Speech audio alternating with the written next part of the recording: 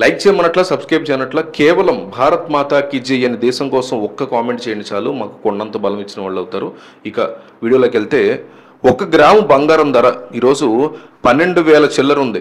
ఇది దేనివల్ల, ఎందుకు ఈ లెవెల్లో పెరుగుతోంది అనేది, అంటే 2 నెలల్లో కొంత ధర దాదాపు అంటే కొంత బరువైనటువంటి బంగారం ₹1,00,000 దాటేటువంటి సిచ్యువేషన్ కనిపిస్తుంది.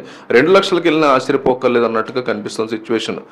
అంటే ఇంతలా ఎందుకు పెరుగుతుంది, ఎక్కడో ఒకటి దగ్గర పడిపోతుందని అందరూ అనుకున్నారు. కానీ వాళ్ళ వార్తలు చూస్తే 1,50,000 కూడా ఈజీగా దాటేయబోతోంది బంగారం. అంటే డబల్ ద రేట్ రేపు అయ్యే అవకాశాలు స్పష్టంగా ఉన్నాయి. మొన్న కూడా అనుకున్నాం మనం, ఒక ₹50,000 కనుక మన దగ్గర ఉంటే అర్జెంటుగా వెళ్ళి బంగారం కొనేయండి అని మనం అనుకున్నాం కూడా ఒక వీడియోలో. అంటే ఈ బంగారం అదుపు లేకుండా ఇంతగా ఆకాశాన్ని అంటితే మనం ఏం చేయాలి అంటే, కామన్ మ్యాన్ బంగారం కొనాలి అని అనుకుంటే కనుక ఒక కలలా మిగిలిపోయే సిచ్యువేషన్ వచ్చింది. కొనలేకపోతున్నాడు. ఎందుకు ఇట్లా జరుగుతోంది? ఇప్పుడు హైదరాబాద్లో ప్రముఖ షాపులు, బంగారం అమ్మే షాపులు చూసారనుకోండి, కిటకిటలాడిపోతున్నాయి ఆ షాపులు. అంటే ప్రజలు ఎలా బంగారం కొంటున్నారంటే దీనివల్ల ధరలు పెరిగిపోయాయి అనే డౌట్ వస్తుంది. కానీ అది కరెక్ట్ కాదు. ఇది ఒక గ్లోబల్ సినారియో, ప్రపంచ స్థాయిలో జరుగుతున్నటువంటి ఒక వ్యవహారం. ట్రంప్ రావడమే బంగారం యొక్క ధర అనేది రెక్కలు వచ్చేసింది. ఎంత హైట్కి ఎగరగలవో ఎగురుతున్నాయో, ఆపడం ఎవరి వల్ల కావట్లా.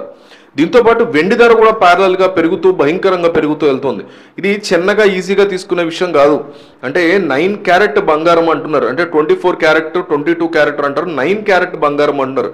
అంటే ఇందులో చాలా రకాల స్కాములు అవి ఉంటాయి. వేస్టేజ్ అంటారు, మేకింగ్ ఛార్జెస్ అంటారు, ఎన్నో రకాల మతలబులు ఉంటాయి దీంట్లో. 9 క్యారెట్ గోల్డ్ కొనాలా వద్దా అనేది ఆలోచించాలి మనం. నేనైతే ప్రత్యేకంగా ఎటువంటి రికమెండేషన్ ఇవ్వట్లేదు.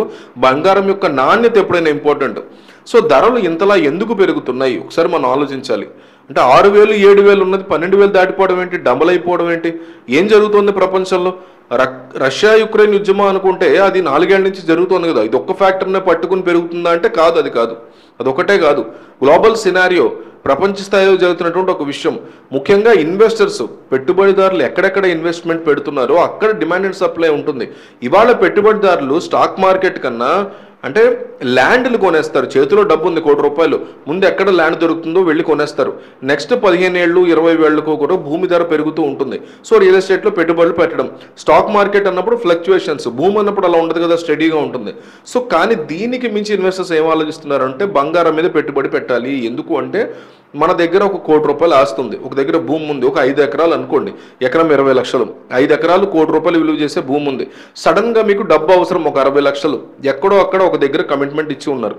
ఇప్పటికిప్పుడు 60 లక్షలు కావాలి అంటే దగ్గర భూమి ఉంది, కానీ దాన్ని మోర్టిగేజ్ చేయాలి అంటే ఆ తతంగం అంతా చూసారంటే ఎన్నో రోజులు పడుతుంది. ₹1,00,00,000 విలువ చేసే బంగారం మీ దగ్గర ఉంది, గంటలో దాన్ని డబ్బు చేసుకోవచ్చు. కాబట్టి ఇన్వెస్టర్స్ ఏం ఆలోచిస్తున్నారు అంటే బంగారం ఉండడమే బెస్ట్, పదండి కొని పడేద్దాము, ఎంత డబ్బు ఉంటే అంత బంగారం కొనేద్దాము. అంటే బంగారం యొక్క డిమాండ్ ఆ రకంగా విపరీతంగా పెరగడం. ఇది ఇన్వెస్టర్స్ విషయంలో మాట్లాడుతున్నాం. వార్తలు వింటున్నారో లేదో మీరు, 25 లక్షల కోట్ల రూపాయలు పెట్టి చైనా వాడు మొన్న బంగారం కొన్నాడు. అంటే ఒక దేశం గురించి మాట్లాడుతున్నాం మనం. అంటే దేశ ప్రభుత్వమే అమెరికన్ డాలర్స్ ఉన్న చూసా వాటిని ఓపెన్ మార్కెట్లో అమ్మేసి ఆ డబ్బుతో బంగారం కొంటున్నారు. ఇందులో చైనా వాడు నెంబర్ పొజిషన్లో ఉన్నాడు కొండల్లో. మనం ఏమన్నా తక్కువ తిన్నామా ఇండియా అంటే? మనం కూడా విపరీతంగా బంగారం కొనడం మొదలుపెట్టాం. అంటే సెంట్రల్ బ్యాంక్స్ అంటారు చూసారా, రిజర్వ్ బ్యాంక్ ఆఫ్ ఇండియా, ఇట్లాంటి ప్రతి ఒక్క దేశానికి కూడా సెంట్రల్ బ్యాంక్ ఉంటుంది. వాళ్ళ పాలసీలో వచ్చిన ఎకనామిక్ పాలసీ అంటారు చూసారా, అందులో వచ్చిన పెను తుఫాను ఏంటంటే బంగారం కొనండి, బంగారం కొనండి అని. రష్యా, చైనా, భారత్ ప్రతి ఒక్క దేశం కూడా విచ్చలవిడిగా బంగారం కొంటూ పోతున్నారు. అంటే ప్రభుత్వమే ఈ లెవెల్లో కొంటున్నప్పుడు కామన్ మ్యాన్కి ఎలా దొరుకుతుంది? సో బంగారం కొనాలన్నప్పుడు మనం కూడా చాలా జాగ్రత్తగా ఉండాలి. ఫేక్ గోల్డ్ వచ్చే అవకాశాలు చాలా ఉన్నాయి. మంచి సంస్థలను ఎంచుకోవాలి, వాళ్ళ దగ్గర మాత్రమే బంగారం కొనుక్కోవాలి. ఇవాళ కొన్నా కూడా దీపావళి వస్తుంది కాబట్టి. సో ఇవాళ కొన్నా కూడా మీకు లాభమే. నెక్స్ట్ 6 monthsలో డబల్ ద ప్రైస్ అయినా కూడా మీరు ఆశ్చర్యపోక్కర్లేదు.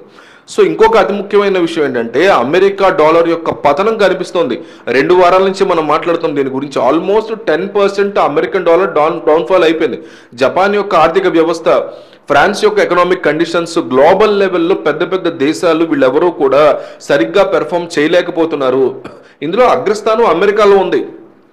అమెరికా యొక్క డాలర్ పతనం మీద ట్రంప్ వచ్చిన తర్వాత హైయెస్ట్ లెవెల్కి వెళ్ళిపోవడంతో ఎప్పుడైతే డాలర్ పుంజుకుంటుందో అప్పుడే బంగారం యొక్క ధరలు తగ్గుతాయి అని చెప్తున్నారు. సో ఇలాంటి సిచ్యువేషన్ ఎప్పుడూ అయితే చూడలేదు మనం గతంలో.